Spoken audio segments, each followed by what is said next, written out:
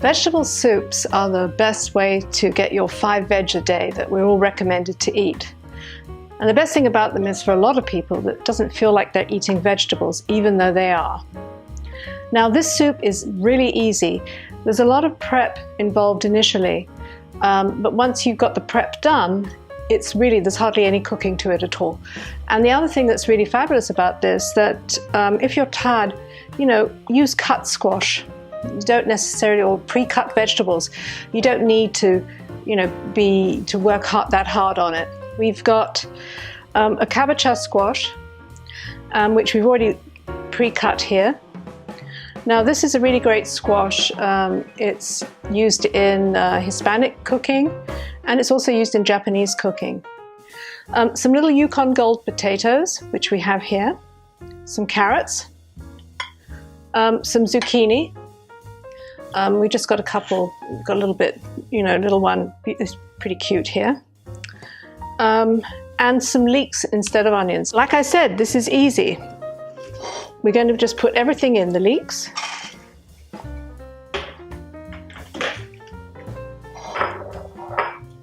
The zucchini. Carrot.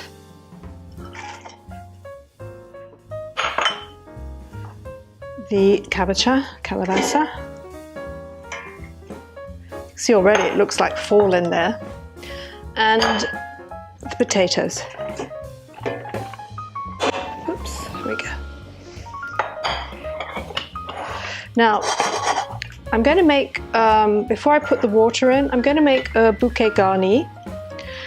Which is a fancy word for saying mixed herbs. You just need some Italian flat leaf parsley, some thyme and rosemary, and then we're going to put in bay leaf. I'm going to put the whole lot into some cheesecloth.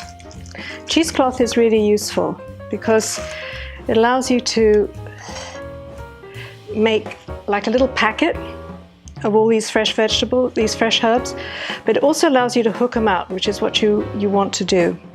So I'm going to put that in there, and I'm also, because we're using the cheesecloth, I'm going to put in some black pepper. Now I'm going to just scrunch these up together into a ball and roll it up like so.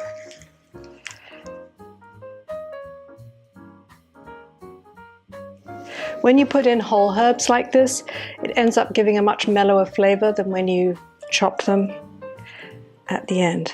Okay, that's also given us a little handle to get it out. Now the last thing we're going to do in here is going to put in some garlic. Oh, this is a tough one.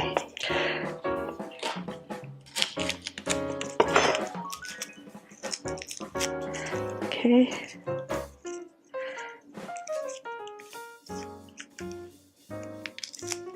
Right, that's it. Now we've got some other things that we're going to be putting in, but later. But what we want this to do first is to cook down so it's really soft and really ready. So we're going to put in water to cover. Now I'm going to put this on the stove, turning it on to high to bring it to a boil. Now there is one secret ingredient to this soup, which I personally love. It's a whole dried chipotle pepper. Now this will add a little bit of spice to it, but it'll also give a really delicious smokiness that gives it an almost meaty flavor. And that's it. So just wait for it to cook now.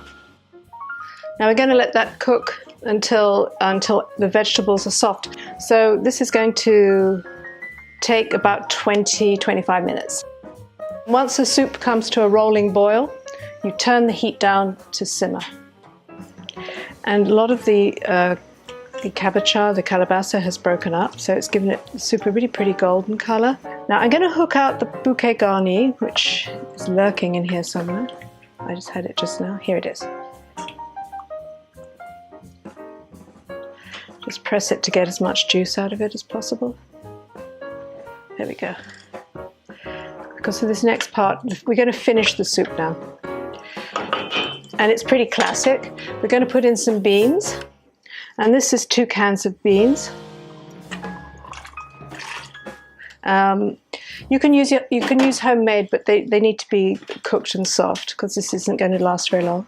We're going to put in some pasta. 1 second. Ah, hot.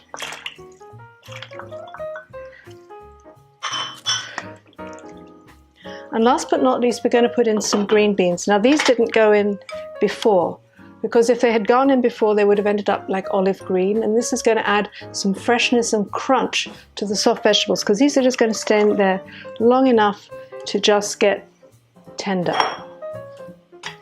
We can grate a little bit of Parmesan cheese to go into the soup. And again, this isn't so much for cheesiness, it's to add savouriness. I mean, this is a vegetable soup. So this, along with the chipotle, will add savouriness. And it'll melt into the soup. You're not going to see it.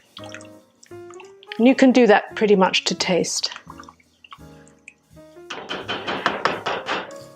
Okay, we just need to give it like 5 minutes and it's done.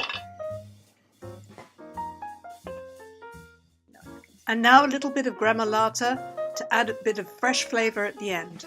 Et voila!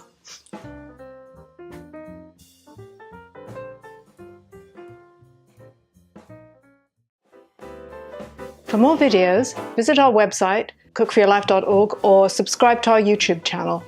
You can also find us on Facebook, Twitter, Instagram, and Pinterest.